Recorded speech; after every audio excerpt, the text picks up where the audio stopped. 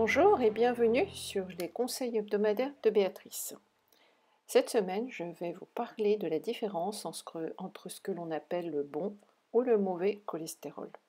Je suis sûre que vous entendez parler de ça très régulièrement quand vous avez une analyse de sang. Alors, qu'en est-il du bon cholestérol? Et je vais mettre le mot bon entre guillemets. C'est le HDL. Le HDL, ça veut dire High Density Lipoprotein. Ça, c'est celui qu'on appelle le bon cholestérol. Qu'est-ce qu'il a comme fonction? Eh bien, il transporte le cholestérol à partir des artères vers le foie. Donc, il va aller éliminer le cholestérol qui circule dans les artères et va aller le stocker dans le foie. Ça, c'est pour le bon cholestérol ou HDL. Ensuite, on a le LDL. Le LDL, ça veut dire Low Density Lipoprotein. Le LDL, il a la fonction inverse et opposée du HDL. C'est-à-dire qu'il transporte le cholestérol du foie vers les artères. Et c'est pour ça qu'on l'appelle mauvais cholestérol. Mais son rôle, à ce LDL, ce n'est que du transport. Il transporte le cholestérol qui se trouve dans le foie et produit par le foie est nécessaire vers les artères. Alors pourquoi est-ce qu'il a une mauvaise réputation? Eh bien en général, quand le LDL augmente, le cholestérol total augmente aussi. S'il baisse, ils baissent tous les deux.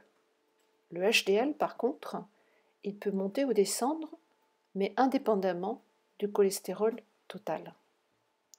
Donc on fait une association entre le cholestérol total et le LDL, et on dit que ces taux-là sont mauvais s'ils augmentent.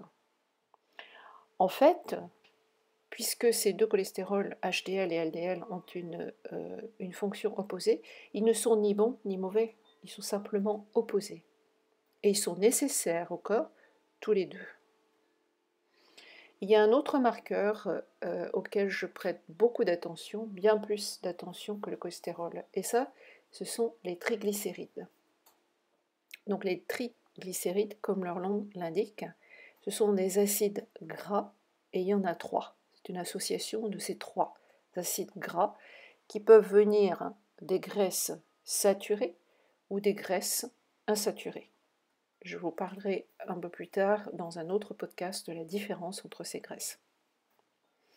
Mais les triglycérides, quand ils augmentent, sont très inflammatoires pour les artères et peuvent, eux, certainement être marqueurs de maladies cardiovasculaires, beaucoup plus que ne le sont les HDL ou les LDL et le cholestérol total.